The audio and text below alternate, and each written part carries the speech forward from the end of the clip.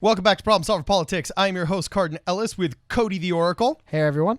And today we're actually going to be talking about a really interesting interview that Andrew Yang had with the Council on Foreign Relations. Very good. After all, if he's auditioning for the job to be the leader of the free world, we want to see how the leader of the free world would interact with the leaders of the not-so-free world.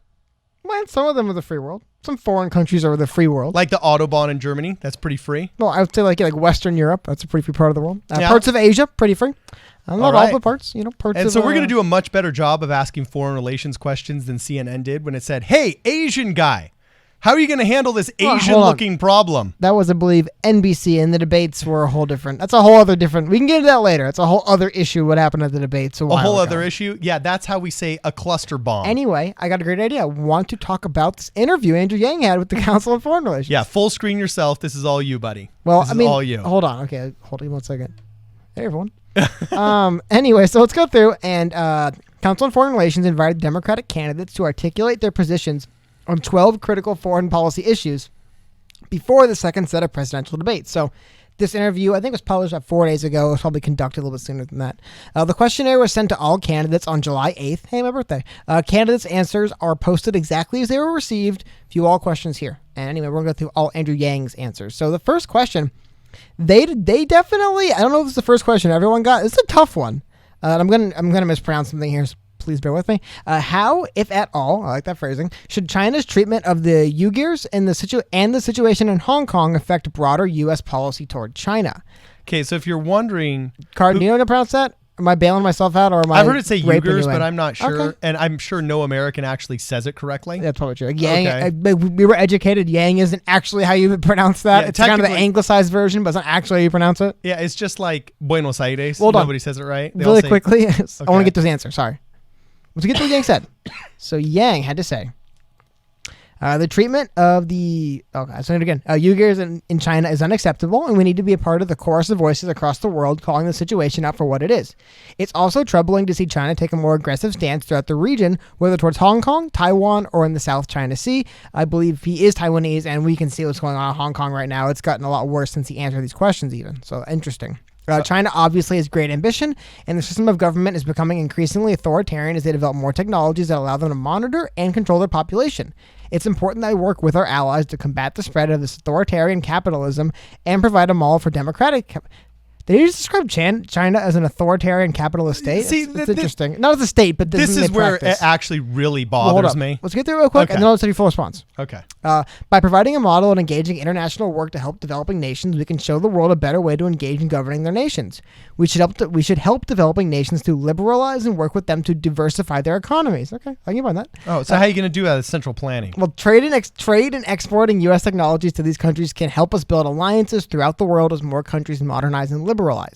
We need to make sure China isn't stealing our IP or exporting their authoritarianism to other countries, but we must ensure that we have reliable access to rare earth metals. Gotta admit, dude, that's the first time I've heard any candidate say that. Okay. But the current trade war is just hurting both sides. An ascendant China isn't a direct threat to the United States, I agree, as long as we are strong at home and project that confidence to developing nations, to show them a superior path to the one China's offering. I want to hold up, before I get back to that, one thing. We must ensure that we have reliable access to rare earth metals. It's interesting that I've not heard I've heard other candidates mention the fact that China is going to parts of Africa and just kind of coming in and taking a lot of minerals and resources. Coming in and taking a lot, as we have failed diplomatically in many of these developing countries. How many candidates talking about? Interesting. China has stepped in and said, hey, we'll build your cell phone towers and give you all cell phones. We'll build your waterways and your aqueducts. Oh, wait, you just have to give us this mine for this precious ore that helps us build better technology, that helps us enrich our country, that helps X, Y, or Z Chinese corporation get their product out cheaper, faster, smarter, better. All right, they have absolutely spanked us in many regards when it comes to the economic Hold on, though. I want to diplomacy. Because I want to get through multiple of these. Okay. Overall, as far as his answer goes, not individual points I disagree because X, Y, Z, and D, and F, and G. Overall, what do you think about his answer? Do you think it was an answer that... Naive. Okay, that's naive. Look at this. And let me just... I will go into detail. There's like multiple questions. I want to get them more than one. So we'll make 3 videos. Well, hold on. We'll just get to I them, have to be able to say why this was naive. You just spent 5 minutes blowing smoke about how great his answer was.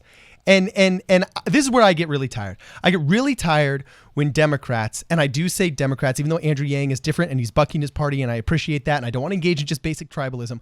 I do get tired of Democrats who think they can just throw keywords at problems and they'll go away and don't recognize the evil that actually exists in this world. He mentions here that China obviously has great ambition and their system of government is becoming increasingly authoritarian.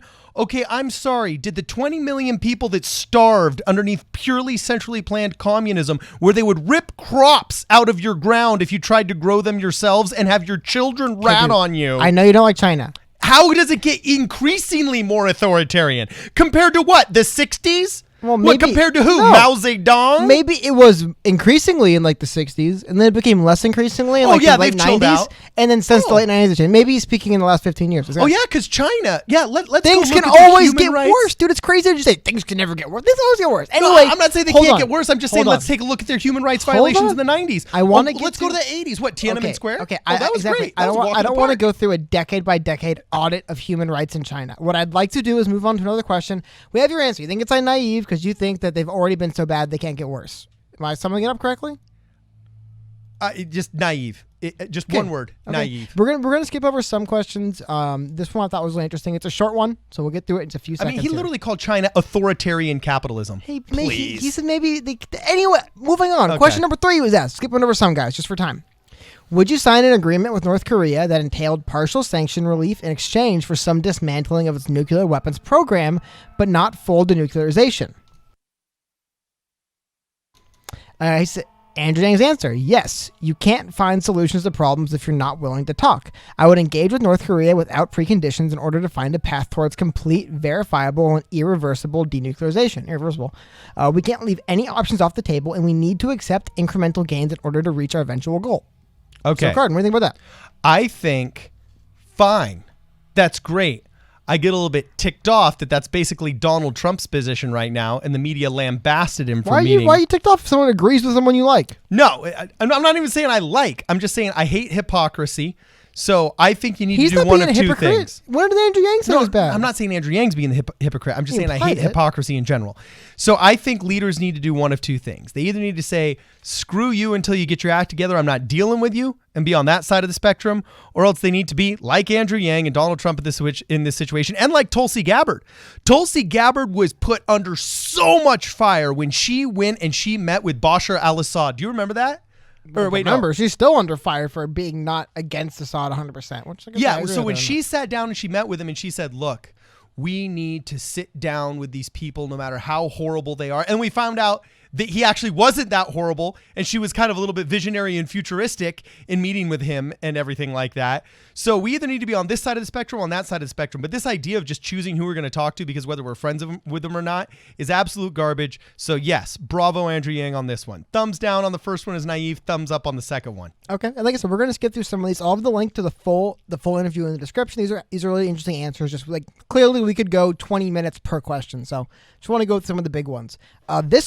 This is something presidents have been asked a lot over the last it feels like every election since I was a child. I remember this question being asked. Here we go, one more time.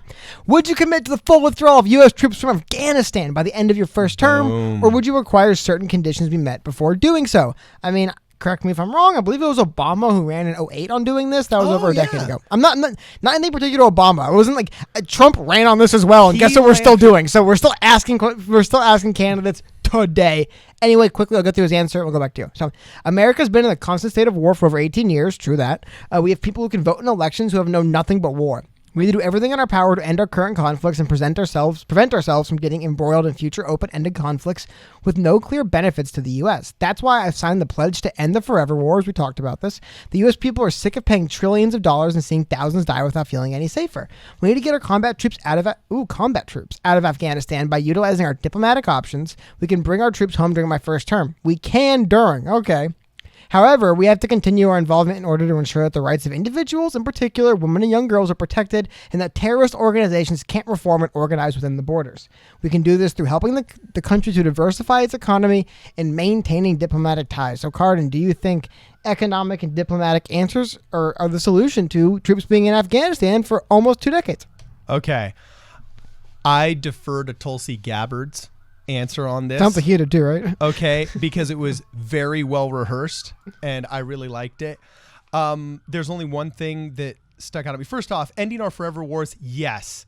Okay, I'm a total conservative, like hawkish guy when it comes to having an absolutely large, lethal, and don't you dare even think about messing with us military. With that said, I'm an absolute dove when it comes to let's get the heck out of these wars that are just costing us blood and costing us treasure and doing us no good, killing our young men, destroying families, and bankrupting our nation.